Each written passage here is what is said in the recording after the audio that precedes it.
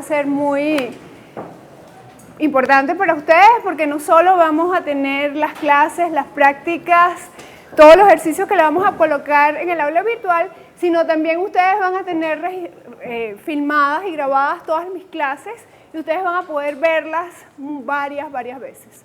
Entonces, además de poder tener las clases grabadas, preparé material audiovisual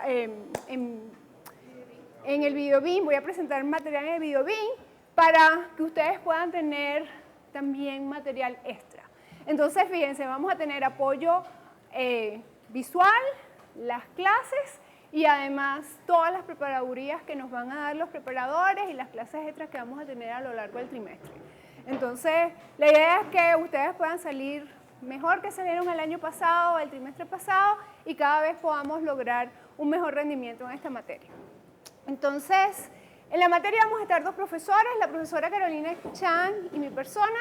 Yo me voy a encargar de dar las clases, la profesora Carolina Chan me va a ayudar corrigiendo, y básicamente la profesora Carolina Chan va a estar en las secciones 1, 2 y 3, yo en las 4, 5 y 6, y cuando digo que va a estar es corrigiendo.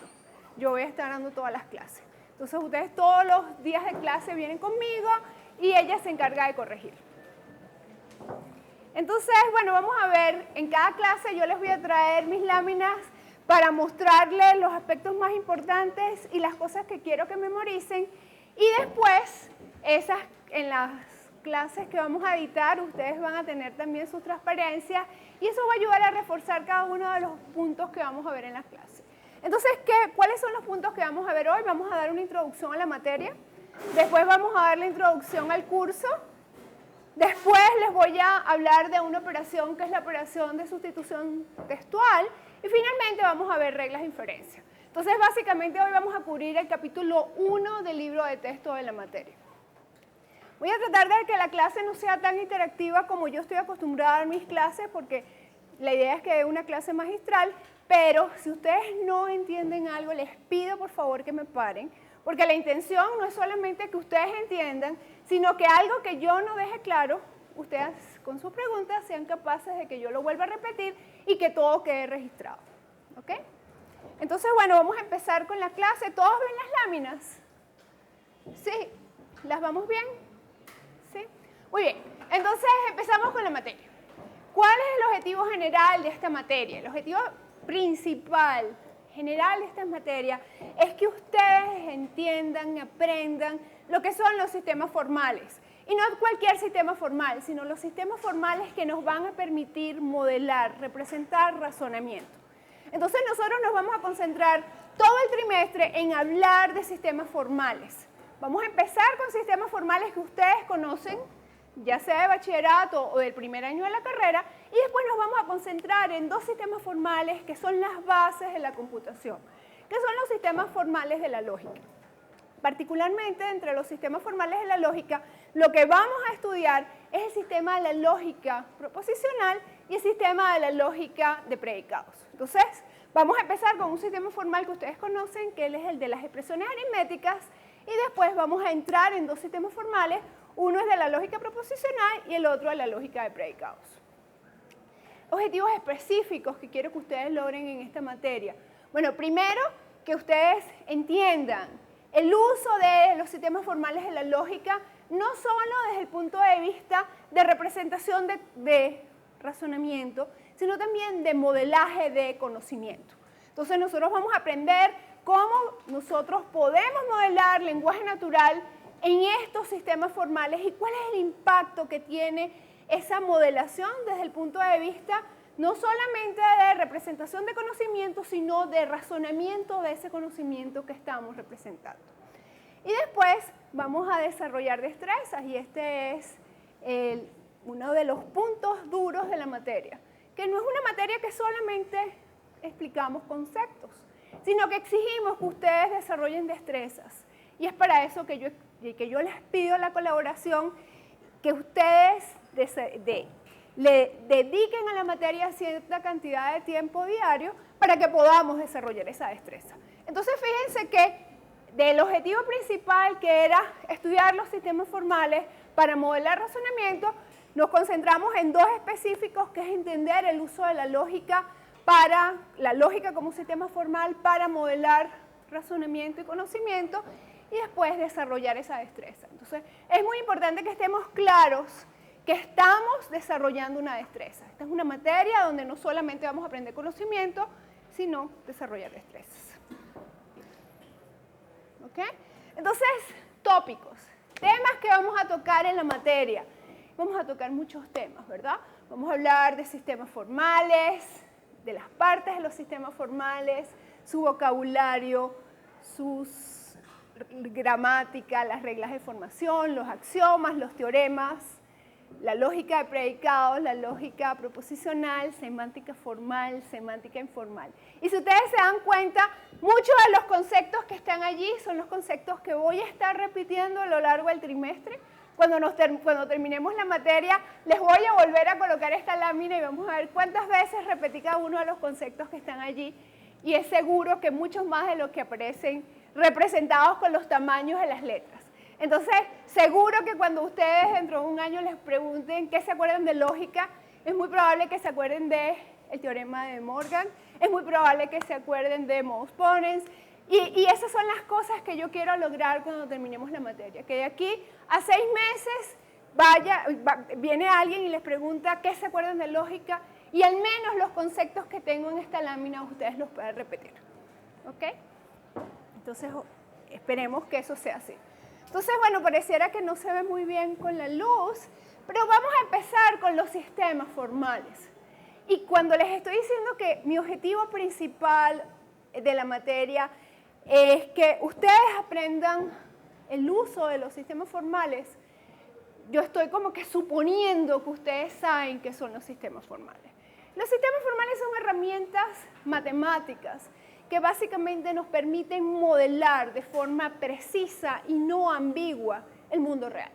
Entonces, fíjense que aquí el mundo real es la historia de Harry Potter y básicamente a través de mi sistema formal yo le puedo dar una representación a ese mundo real que me va a permitir modelar las propiedades, los conceptos que hay en ese mundo real, las relaciones que hay en ese mundo real y cuáles son las reglas que rigen a ese mundo real.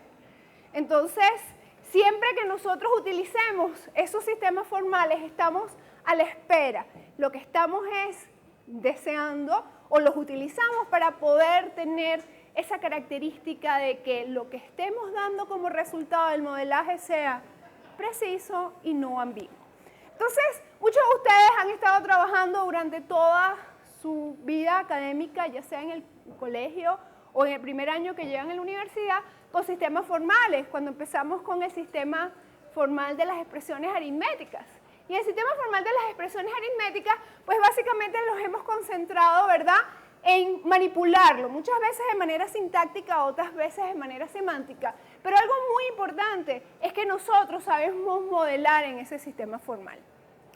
Nosotros cuando veíamos cálculo y álgebra, ¿verdad?, nos daban problemas y nosotros aprendimos a cómo esos problemas que nos daban el lenguaje natural, nosotros podíamos modelarlo en nuestro sistema formal, que era el sistema de las expresiones aritméticas o matemáticas, y básicamente conseguir demostrar que teníamos soluciones a esos problemas. Nosotros en lógica vamos a hacer lo mismo, pero en lugar de representar problemas aritméticos, lo que vamos a representar son argumentos lógicos. Y vamos a demostrar cómo en nuestro sistema formal de la lógica nosotros podemos demostrar si esos argumentos son válidos o no válidos. Entonces, lo que les voy a dar en esta materia son herramientas que van a permitir que ustedes modelen formalmente situaciones reales que nos van a permitir demostrar propiedades. Y las propiedades que vamos a estar demostrando no son cualquier propiedad. Lo que vamos a estar demostrando son si esos razonamientos son válidos o no válidos. Entonces, este es nuestro mundo real en este momento y básicamente nuestro sistema formal al final nos va a permitir llegar a una representación en el lenguaje de los sistemas formales que vamos a estar viendo. Entonces, cuando empecemos con la lógica proposicional, vamos a ver, les vamos a colocar diferentes ejercicios donde ustedes se van a dar cuenta cómo a través del lenguaje de esos sistemas formales vamos a poder modelar, por ejemplo, trozos de la historia de Harry Potter y cuáles son las limitaciones de cada uno de esos lenguajes y cómo cada uno de ellos nos permite modelar ciertas cosas que el otro no permite modelar. Cuando hablamos de sistemas formales, hablamos primero de un lenguaje, ¿verdad? Si nos pensamos en el sistema formal de las expresiones aritméticas, ustedes siempre tenían un lenguaje con el cual se comunicaban. Ese lenguaje, ¿verdad?, permitía decidir cuál era el vocabulario del lenguaje, cuál era el vocabulario, cuáles eran las expresiones de ese lenguaje, pero no solamente hablábamos del vocabulario, también teníamos teoría de pruebas. Y la teoría de pruebas lo que nos permitía era decidir cómo nosotros podíamos demostrar si una expresión era un teorema o no un teorema. Y también teníamos lo que llamamos semántica formal, que lo que nos permitía decidir era si las expresiones que nosotros teníamos en nuestro lenguaje eran válidas o no. Entonces, bueno, vamos a aprender a cómo formalizar esos sistemas formales que ustedes conocen siguiendo esta idea y ver cómo esto nos guía para lo que nosotros vamos a hacer en la materia. Entonces, dado que todos sabemos lo que son nuestros sistemas formales, ¿verdad? Vamos a empezar con el sistema formal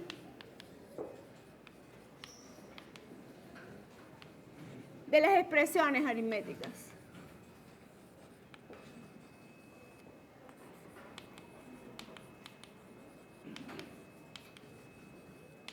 Vamos a tratar de definir formalmente nuestro sistema formal con el cual hemos estado trabajando a lo largo de todos estos años.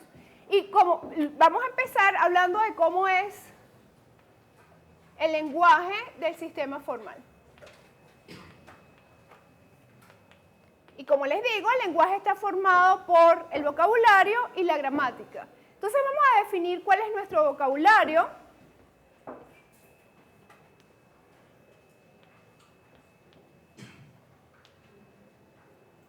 Y después vamos a ver cuál es nuestra gramática.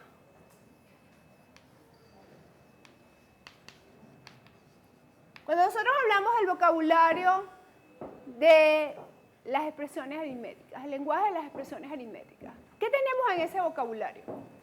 Tenemos constantes, ¿verdad? Tenemos variables y tenemos operadores. Y además tenemos símbolos de agrupación. ¿Sí? ¿Cuáles son las constantes que tenemos en el vocabulario de las expresiones aritméticas? Los números, ¿verdad? Entonces, nosotros podemos decir que nuestro vocabulario es un conjunto que está formado por unión de varios conjuntos. Uno de esos conjuntos son las constantes, que básicamente corresponden a los números naturales. Después vienen las variables, que básicamente, ¿qué es una variable? Una variable para nosotros es una letra, ¿verdad?, en nuestro vocabulario que tiene un subíndice, puede tener o no subíndice. Entonces, es un conjunto donde X, tal que X, es una letra con índice, con o sin subíndice. Después, además de las constantes que son los números naturales, las variables, tenemos operadores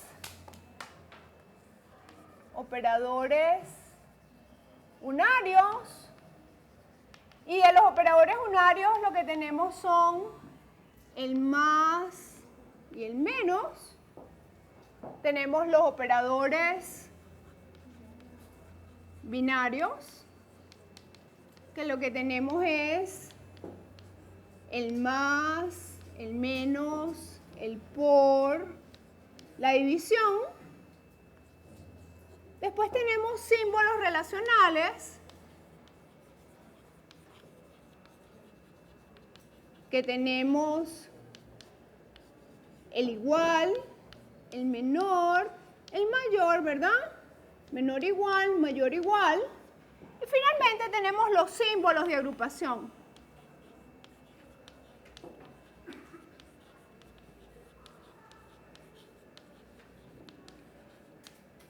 que en este caso nuestros símbolos de agrupación, el paréntesis que abre, paréntesis que cierra, corchete que abre y corchete que cierra.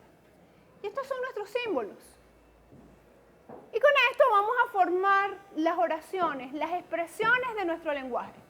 Pero para formar las expresiones de nuestro lenguaje, nosotros tenemos que decidir cuándo una expresión de nuestro lenguaje es una expresión bien formada. Y para decidir si la expresión de nuestro lenguaje está bien formada, existe lo que se llama la gramática del lenguaje. Y nosotros acostumbramos a definir la gramática del lenguaje siguiendo una técnica de definición que se llama técnica de definición por inducción. Donde en la técnica de definición por inducción, ustedes lo van a ver en algún momento en las discretas, ustedes se van a encargar, ¿verdad?, de decidir, de definir cuáles son los elementos que aparecen en ese conjunto. Y esos elementos que aparecen en ese conjunto, básicamente vamos a empezar con los casos base, que son como que los elementos más simples, de estructura más simple que van a aparecer en el conjunto. Y después nos vamos a ir a estructuras o a expresiones más complejas que se van a formar a partir de expresiones que ya están en el conjunto.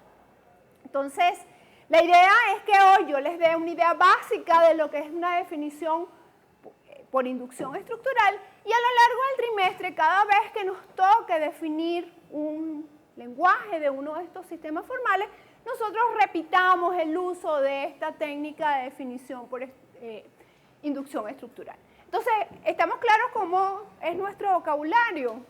Vamos a definir en base a este vocabulario cuáles son nuestras expresiones aritméticas. Entonces, inicialmente vamos a ver nuestro caso base.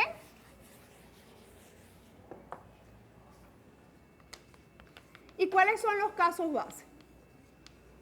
Cuando el caso base nos está definiendo el elemento o los elementos simples, de estructura simple que van a aparecer en nuestro conjunto que está formado por las expresiones del lenguaje de las expresiones aritméticas. Entonces, ¿cuál es el caso base? Esto es una definición por inducción estructural. A ver, ¿cuál es el caso base? Si nosotros tenemos que en nuestro vocabulario tenemos constantes y variables, ¿cuáles son las expresiones más simples que puedo tener en el lenguaje de las expresiones aritméticas? Las constantes y las variables, ¿verdad? Yo les puedo dar a ustedes una constante y esa es una expresión aritmética. Yo les puedo dar una variable y es una expresión aritmética. Después esas expresiones aritméticas las puedo combinar a través de los diferentes operadores para formar nuevas expresiones aritméticas. Pero el punto es que las expresiones más simples estructuralmente son esas, las constantes y las variables.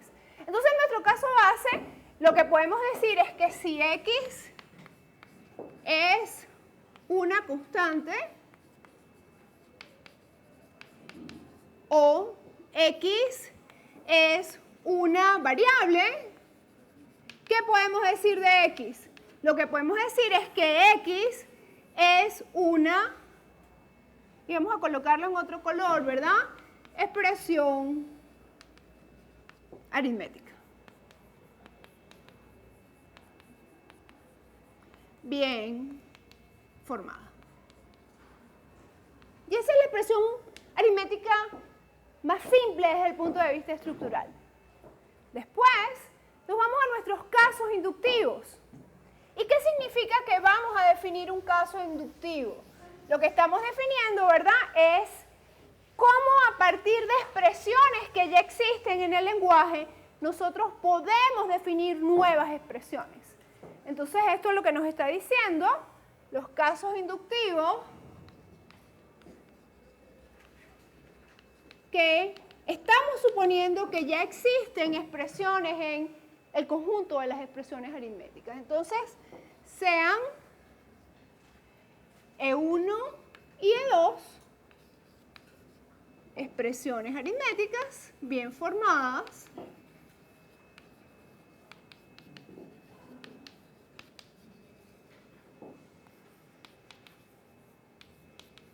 y lo que vamos a ver es cómo a partir de estas expresiones aritméticas bien formadas y de los operadores que existen en el lenguaje, nosotros podemos definir nuevas expresiones aritméticas bien formadas. Entonces, bueno, empecemos con caso 1. Lo que podemos decir es que si asterisco es un operador unario. ¿Y cuáles eran los operadores unarios? El más y el menos, ¿verdad? Es decir, asterisco pertenece al conjunto que tiene el más y el menos.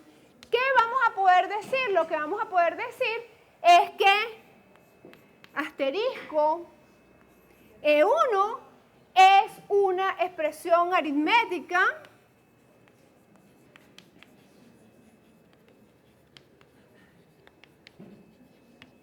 bien formada.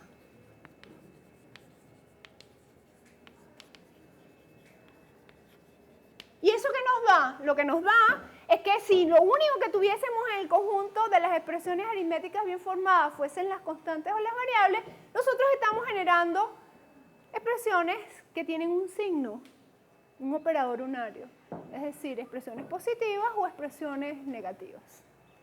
Después, el siguiente caso, lo que nos está diciendo es cómo vamos a poder combinar esas dos expresiones a través de un operador binario. Entonces, sea asterisco un operador binario. ¿Y cuáles eran los operadores binarios? Los operadores binarios, ¿verdad? Son más, menos, por y división. Entonces ahora lo que vamos a decidir es cómo combinamos estas dos expresiones aritméticas para formar una nueva expresión aritmética haciendo uso de estos operadores binarios. ¿Y por qué son binarios? Pues porque básicamente lo que nos están combinando son dos operandos, que en este caso los operandos son expresiones aritméticas. Entonces, lo que estamos diciendo es que tenemos E1, asterisco E2, es una expresión aritmética bien formada.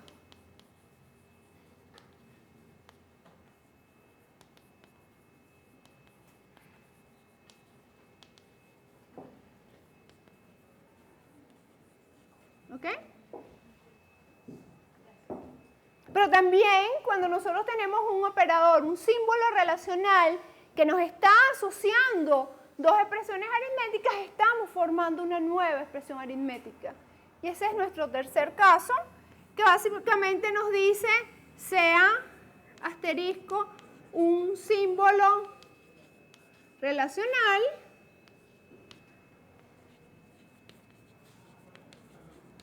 entonces, ¿qué podemos decir? E1 asterisco E2 es una expresión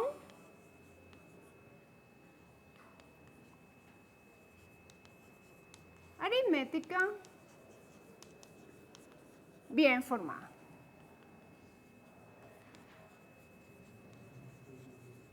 ¿Ok? Entonces, hasta el momento, ¿qué tenemos como expresiones bien formadas? Bueno, tenemos las constantes, tenemos las variables, tenemos expresiones positivas, expresiones negativas, expresiones que se combinan con cualquiera de los operadores binarios y además expresiones que se relacionan a través de los símbolos relacionales, es decir, a través del igual, del mayor, del menor igual o del mayor igual. Y eso es lo que tenemos hasta el momento. Pero todavía nos faltan las agrupaciones, cómo colocábamos los paréntesis y cómo vamos a generar una expresión aritmética parentizada.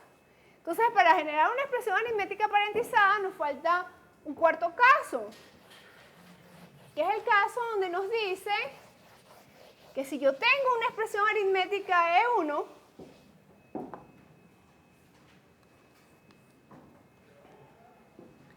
la expresión paréntesis de E1 es una expresión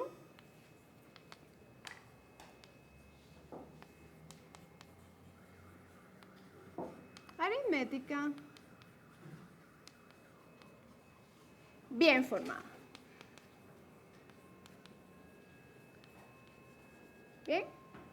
Con esto estamos definiendo todos los casos, pero usualmente cuando hacemos uso de esta técnica de definición por inducción estructural, siempre como que nos hace falta una cláusula de cierre que diga que solamente las expresiones que se pueden generar con nuestro caso base y con el caso inductivo A, B, C, D son las expresiones que son expresiones aritméticas bien formadas. Entonces eso se llama cláusula de cierre.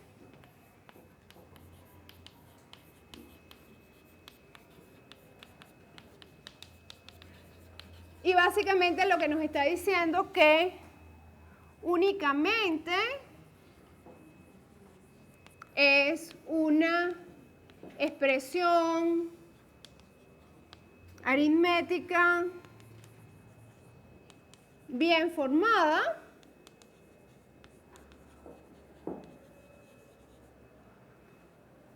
la expresión generada por el caso base o los casos inductivos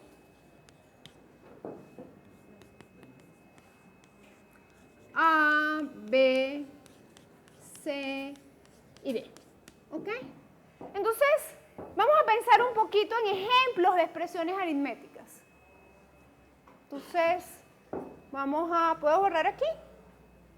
¿Sí? ¿Borramos aquí?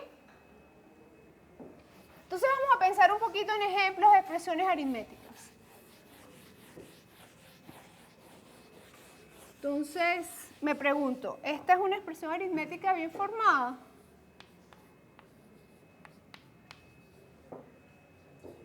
¿Sí? ¿Por qué? ¿Cuáles son las reglas que nosotros aplicamos para poder decidir o poder generar esta expresión aritmética? Tenemos el caso base, que es la que nos permite generar las constantes, y luego el caso inductivo que nos permite relacionar dos expresiones aritméticas bien formadas, que en el primer caso, ¿verdad?, es que tomo esta y esta para generar esta expresión aritmética, y luego esa expresión aritmética con esta expresión aritmética nos puede dar otra expresión aritmética. Entonces, básicamente, si nosotros tuviésemos que explicar por qué esta es una expresión aritmética bien formada, pudiésemos hacer simplemente uso de cada uno de los casos que tenemos en nuestra definición inductiva y poder fácilmente demostrar que esta es una expresión aritmética bien formada. Si yo les hubiera colocado algo como esto, 45 más 35 más 25. ¿Esa es una expresión aritmética bien formada? ¿Sí o no? A ver, ¿qué nos dicen las expresiones aritméticas bien formadas? Bueno, que tenemos constantes, ¿verdad? Y una expresión aritmética bien formada, lo que pasa es que hay como que una ambigüedad, una sobrecarga de uso en los operadores, ¿verdad? Tenemos operadores binarios que utilizan el símbolo de más y también tenemos operadores unarios que utilizan el mismo símbolo. ¿Sí? Entonces, ¿qué estaría ocurriendo aquí?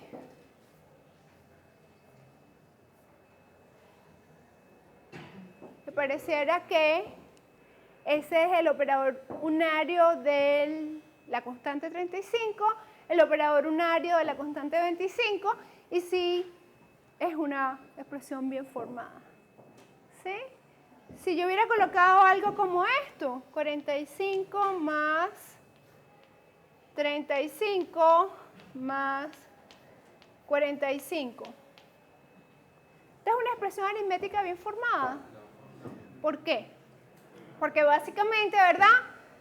Sí, podemos tener varias secuencias de paréntesis, aunque sean redundantes, pero realmente tienen que estar equilibrados, ¿verdad? Debemos tener el mismo número de paréntesis que abren que paréntesis que cierran. Y eso es lo que nos dice esta cláusula. Si abrimos un paréntesis, lo tenemos que cerrar. Entonces, Esta es, ya les digo, nosotros vamos a usar a lo largo de la carrera esta técnica de definición muchas veces. De hecho, en esta materia lo vamos a ver de esta forma.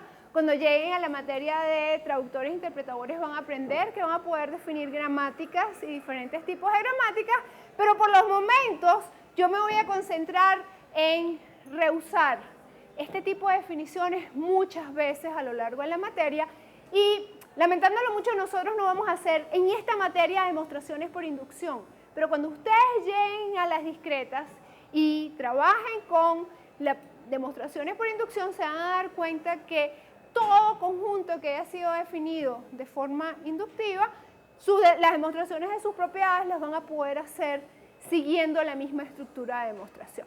Entonces, volviendo a nuestra clase, ¿verdad? Nosotros tenemos los sistemas formales. ¿Alguna duda acerca de los sistemas formales de lo que hemos visto hasta el momento? Es natural para ustedes, ¿verdad? Ustedes hasta el momento han estado trabajando con muchos sistemas formales, no solamente en el bachillerato, sino en matemáticas, en física, en las diferentes materias que han visto en la carrera. Y esto es lo que nosotros vamos a tratar de hacer. Ver de esos sistemas formales cuáles son sus propiedades, cuáles son sus lenguajes, cuáles son los teoremas que cumplen las expresiones que están en el lenguaje, cuáles son las axiomas que definen a los operadores de ese lenguaje y después cómo vamos a poder demostrar que esas expresiones que son teoremas realmente son teoremas y cómo vamos a poder decir si esas expresiones son válidas o no. Y en la materia le vamos a dar todas las herramientas para poderlo hacer. Ok, entonces, si nosotros hablamos de cuáles son los puntos que vamos a estar tocando en la materia, pues básicamente yo les podría decir que para repasar vamos a ver las expresiones aritméticas y después vamos a ver dos grandes sistemas lógicos, que es el sistema de las expresiones proposicionales y finalmente el sistema de las expresiones cuantificadas, que es lo que usualmente yo llamo como el sistema de la lógica de predicados. Entonces vamos a ver el cronograma de la materia. La materia básicamente la vamos a dividir en dos grupos de clases. La primera es cuando lleguemos a la semana 7 y vamos a básicamente a estar tocando los conceptos básicos para estudiar los sistemas formales, que son los que vamos a estar viendo esta semana, la introducción, la operación de sustitución, la igualdad, y vamos a empezar el miércoles con la lógica proposicional, básicamente viendo el lenguaje de las expresiones booleanas. Y con eso nos vamos a quedar la primera semana. La segunda semana, pues básicamente vamos a ver más de las expresiones booleanas, vamos a ver la semántica, vamos a ver cómo vamos a utilizar esas expresiones booleanas para modelar lenguaje natural, representar modelaje lenguaje natural. Y la semana, el miércoles de la semana que viene, eso va a estar online, no se preocupen. El miércoles de la semana que viene, pues básicamente lo que vamos a estudiar es empezar con el cálculo de las expresiones booleanas. Vamos a empezar a ver cuáles son los axiomas que definen los operadores básicos de este lenguaje y vamos a empezar a demostrar teoremas, propiedades de esos operadores. Entonces ya la semana que viene vamos a estar demostrando. Empezamos con la equivalencia, la negación y el true, después nos vamos a la disyunción, después nos vamos a la conjunción, después vamos a ver la implicación y el primer parcial lo vamos a tener el lunes de la semana 4. Es decir, eso es el 28 de enero.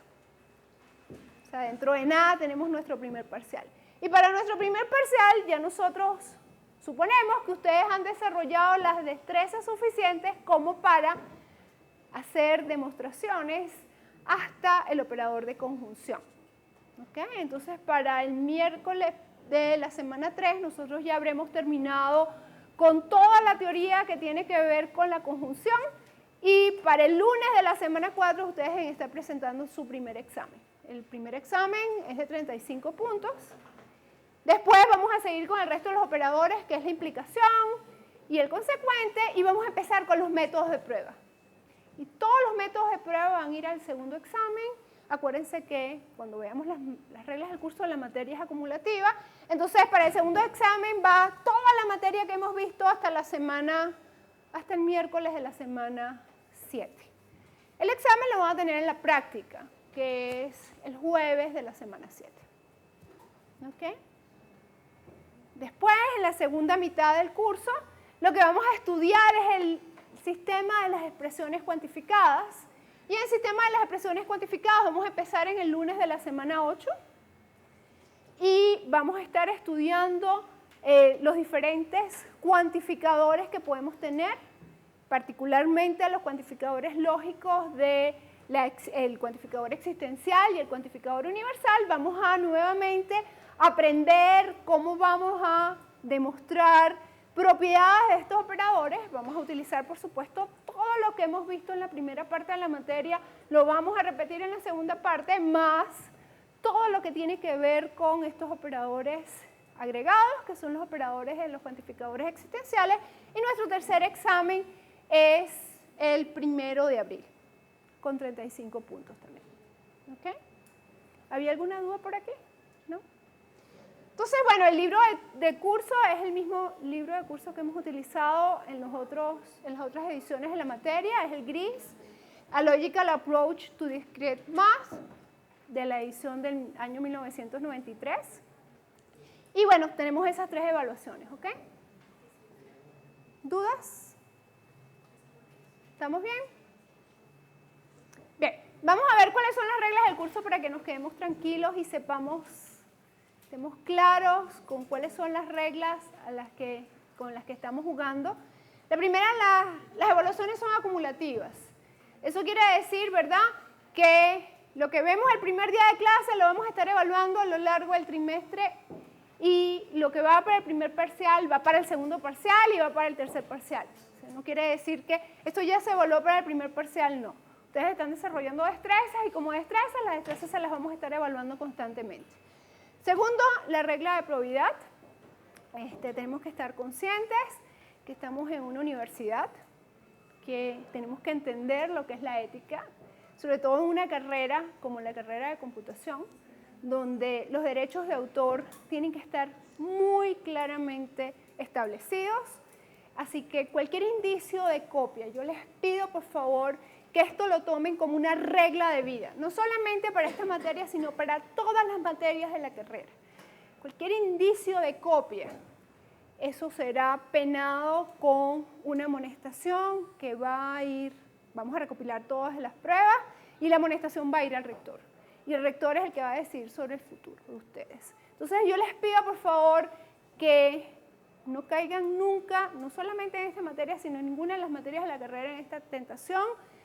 Esta es la materia donde los recibimos en la carrera y además de darle la bienvenida a computación, también tenemos que enseñarlos cuáles son las reglas de un computista y en general de un universitario.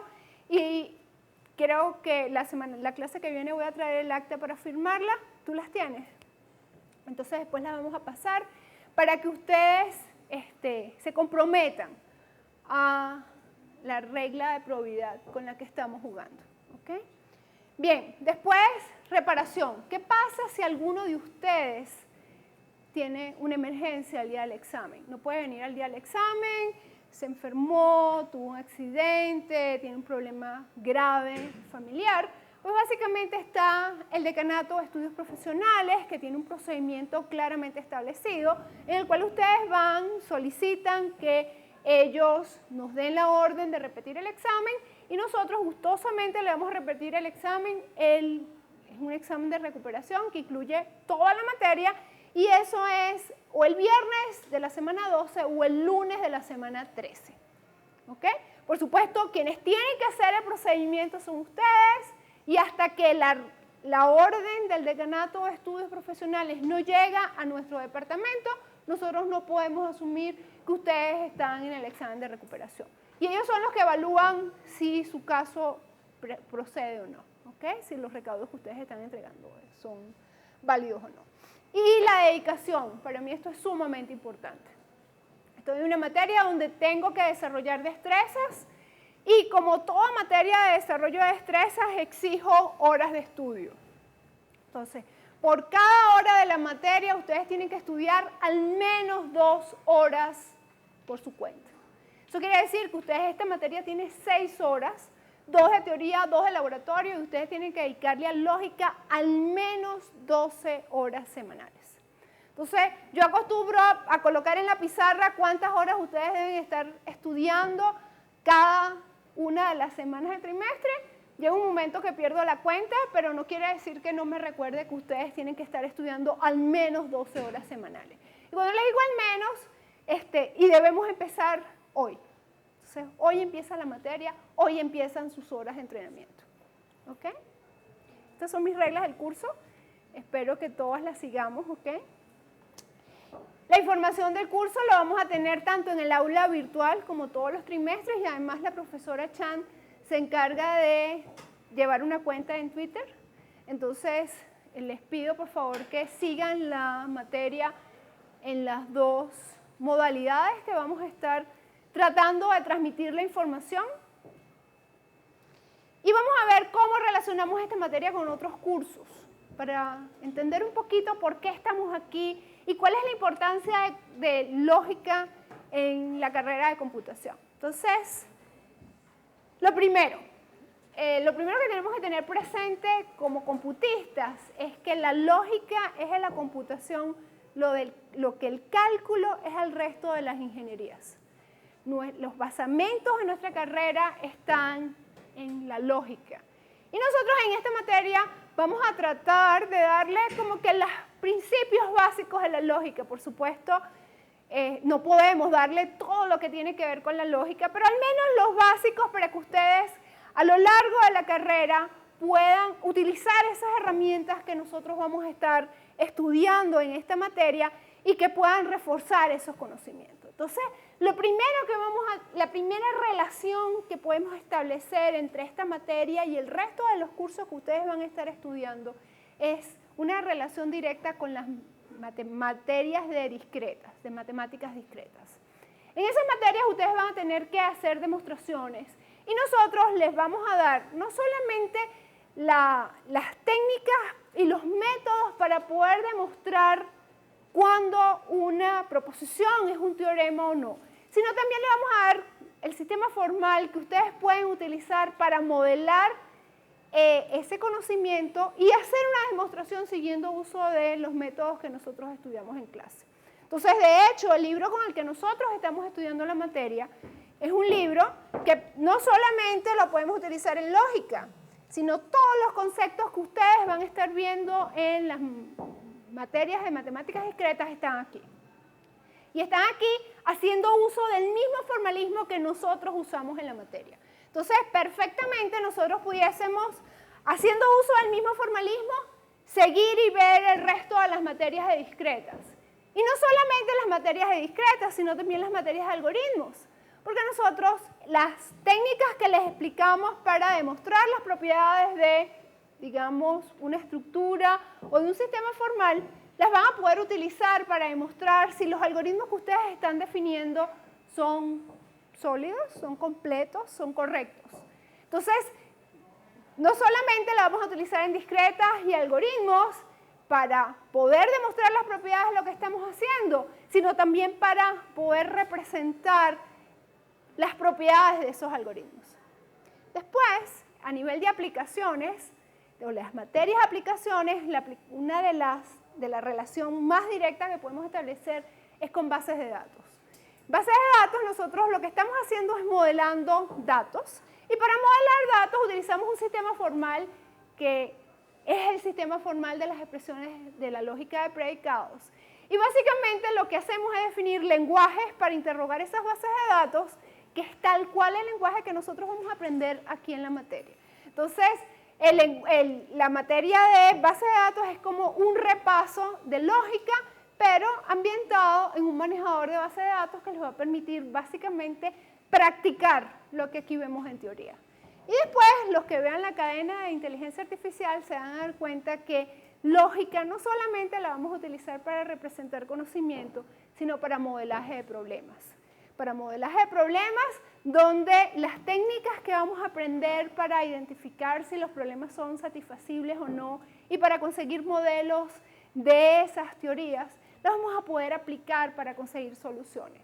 Entonces, van a estar constantemente aunque no lo quieran, recordándose de lógica a lo largo de la carrera y van a ver la utilidad que va a tener la materia. Entonces los invito en verdad a aprenderla, a quererla y a darse cuenta de lo importante que va a ser para ustedes esta materia en la carrera. Vamos a empezar con la materia como tal, ¿verdad? Como ya vimos, ya aprendimos a definir el vocabulario y la gramática del lenguaje de las expresiones booleanas, pero ahora vamos a aprender nuevos operadores.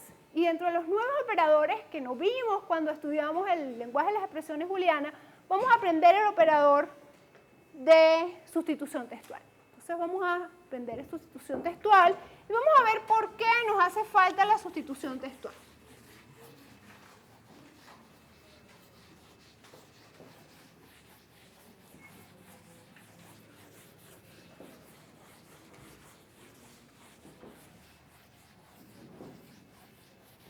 Entonces, lo primero, estamos aprendiendo, recuérdense que en las expresiones booleanas, perdón, en las expresiones aritméticas estábamos hablando de diferentes operadores que ustedes conocían desde que entraron probablemente en el preescolar, ¿verdad? Que teníamos la suma, la resta, la multiplicación, la división. Pero ahora vamos a aprender una nueva operación, un nuevo operador, que le vamos a llamar el operador de sustitución textual. ¿Y qué va a hacer este operador de sustitución textual? Es un operador que nos va a permitir, dada una expresión, en este caso estamos hablando de las expresiones aritméticas, pero cuando nos vayamos a las expresiones lógicas, nos vamos a dar cuenta que este operador también lo vamos a tener para las expresiones de los distintos lenguajes de los sistemas formales que vamos a estudiar. Es un operador que básicamente, dada una expresión bien formada, una variable, ¿verdad? Y otra expresión nos va a permitir sustituir cada una de las ocurrencias de esa variable en la expresión inicial. Si lo vemos desde el punto de vista de lo que estamos diciendo en esta definición, y ahora la vamos a reforzar con un ejemplo, nosotros ¿qué tenemos? Tenemos tres expresiones, E, R y E1. Y básicamente son expresiones bien formadas. Y tenemos una variable. Entonces lo que vamos a decir, nuestra operación lo que nos está diciendo es que la expresión E1 es el resultado de sustituir en la expresión E las ocurrencias de la variable X por la expresión paréntesis R. ¿Ok? Entonces, bueno, vamos a ver qué significa eso. Entonces, ¿qué nos está diciendo esa definición? Dadas las expresiones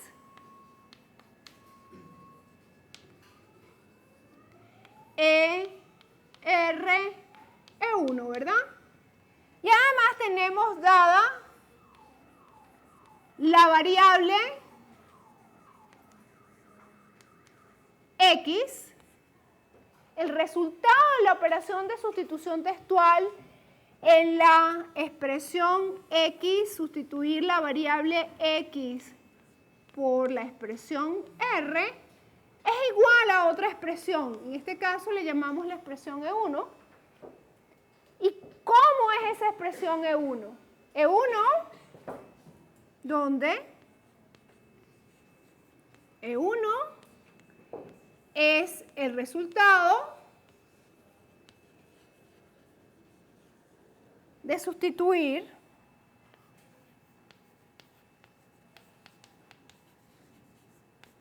las ocurrencias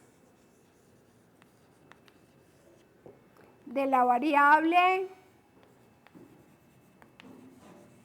X en la expresión E por la expresión paréntesis R. Entonces, ¿qué puntos deben llamarnos la atención en esta definición? Bueno, lo primero, ¿verdad? Que estas son expresiones.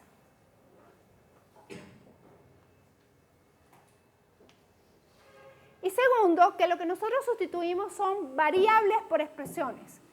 No constantes, no otro tipo de expresiones, no. Simplemente variables. Entonces, en este caso, nosotros lo que estamos diciendo es que vamos a identificar cuáles son las ocurrencias de esa variable en la expresión E, y en lugar de aparecer o dejar esa variable X, lo que vamos a colocar es la expresión R entre paréntesis. ¿Ok? Entonces, bueno, vamos a ver ejemplos de esa operación. Entonces, vamos a empezar suponiendo que E es esta expresión. ¿Ok? Esta es mi expresión E. Es una expresión bien formada, ¿verdad? Siguiendo la definición que vimos hace un ratico. Y vamos a decir que vamos a sustituir la variable X por la expresión A más B. ¿Ok? Entonces, eso nos va a dar como resultado una nueva expresión, que es la expresión E1 que aparece aquí. Y esa expresión E1, ¿qué vamos a hacer? Lo que se va a hacer en esa expresión E1 es que en lugar de las instancias o las ocurrencias de la variable X que aparecían en E, ahora lo que va a aparecer es la expresión A más B. Entonces el resultado de hacer esta operación no es más que, en lugar de aparecer esta ocurrencia de A, aparece A más B, y en lugar de aparecer esta ocurrencia de X, aparece A más B. Y ese es mi resultado. ¿Ok? Entonces, como todo operador que nosotros hemos estudiado hasta el momento, este operador tiene precedencia. ¿Y qué significa precedencia? ¿Y qué significa prioridad? Cuando tenemos una expresión, ¿verdad? Y queremos evaluar la expresión, ¿en qué orden vamos a evaluar los operadores que aparecen en esa expresión? Y básicamente esta precedencia o esta prioridad lo que nos está diciendo es cuáles de los operadores vamos a evaluar primero. Entonces, si nos acordamos, cuando nosotros estudiamos los operadores en las expresiones aritméticas, nosotros teníamos un cierto orden, ¿verdad? Entonces, bueno, aquí yo tengo los operadores binarios que representan los símbolos relacionales, la igual, mayor, después los operadores binarios, después los operadores, binarios más, menos, operadores binarios por división, los operadores unarios, y finalmente lo importante, ¿verdad?, que quiero resaltar es que la sustitución textual es el operador con más alta precedencia. Y no solamente dentro de las expresiones aritméticas, sino también cuando veamos los otros lenguajes, los otros sistemas formales con los que vamos a trabajar en la materia. Entonces, eso quiere decir que cada vez que nosotros tengamos un operador de sustitución textual, este es el operador que vamos a aplicar con más alta prioridad. Eso quiere decir que aquí nosotros aplicamos la sustitución textual a toda la expresión, ¿verdad? Porque la expresión nos decía que básicamente los paréntesis estaban englobando toda la expresión sobre la cual íbamos a aplicar la sustitución textual. Si esos paréntesis no hubieran aparecido, como por ejemplo en este caso, ¿verdad?, y nosotros queremos hacer la misma sustitución textual, ¿qué nos está diciendo la prioridad? ¿O qué nos está diciendo la precedencia cuando sabemos que la precedencia de la sustitución textual es la más alta versus el resto de los operadores? ¿Cuál es el resultado de haber aplicado en esta expresión, verdad?, la sustitución textual de X por A más B.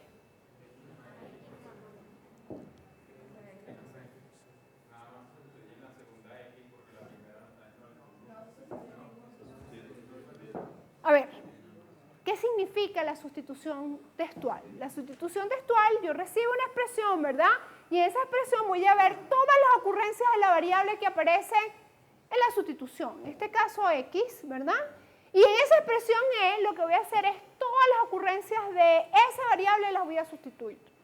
Lo primero entonces que tenemos que definir o que observar en este caso particular es quién es E. Entonces mi pregunta es, ¿esto es E? ¿Esto es E? ¿O esto es E? Entonces, para poder tomar una decisión, lo que nosotros tenemos es que saber cuál es la prioridad del operador. El operador nos está diciendo que es el de más alta precedencia, es decir, que es el que aplica primero que aplicar el por y el más. Eso quiere decir, ¿verdad?, que la expresión sobre la cual nosotros vamos a aplicar nuestra sustitución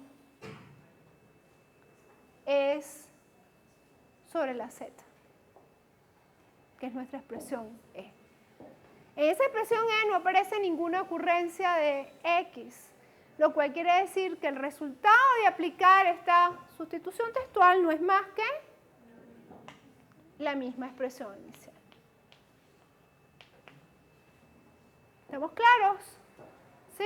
Entonces, nuevamente, son conceptos básicos, son preliminares que ustedes tienen que entender, pero créanme que a lo largo del trimestre nosotras estamos corrigiendo demostraciones donde los estudiantes se caen. No es porque no sepan aplicar las reglas de inferencia, no es porque no se sepan los teoremas, es porque no se sabe la precedencia de los operadores.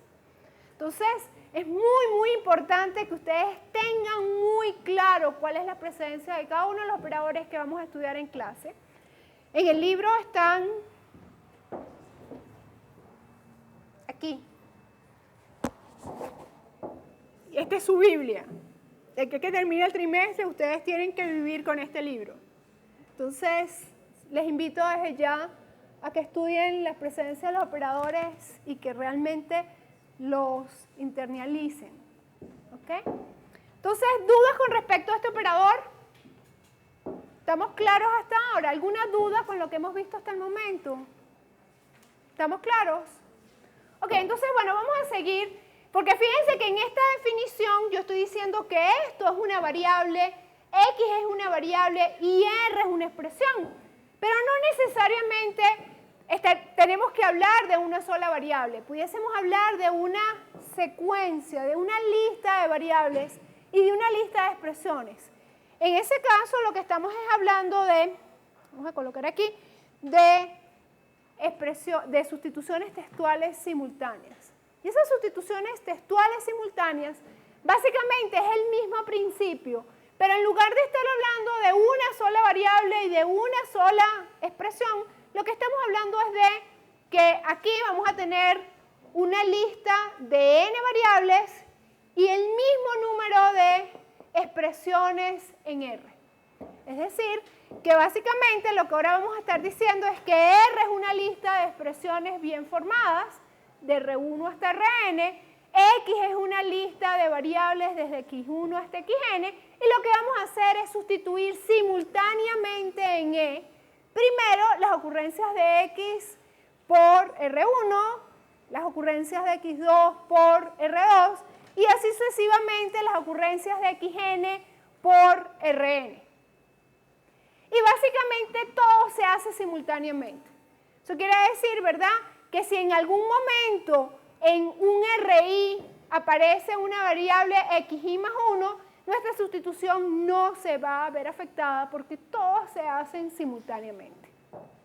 Entonces vamos a ver la definición de sustitución textual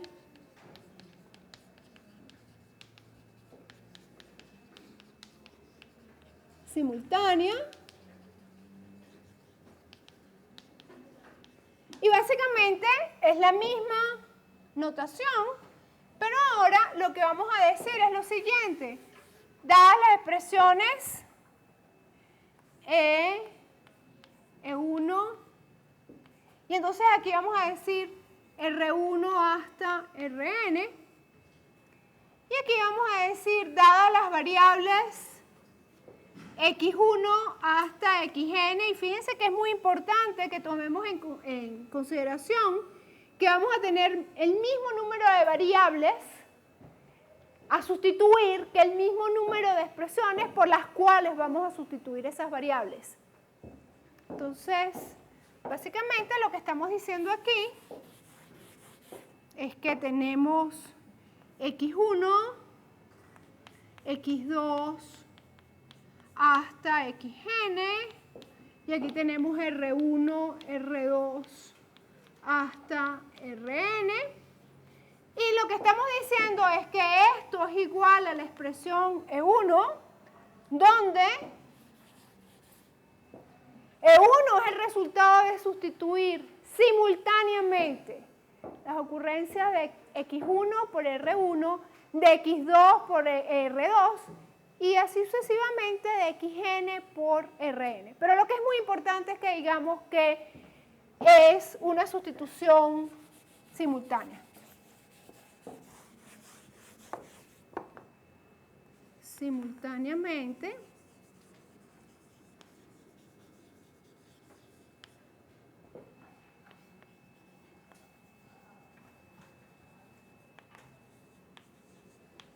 entonces A, X1 por R1, B, X2 por R2, hasta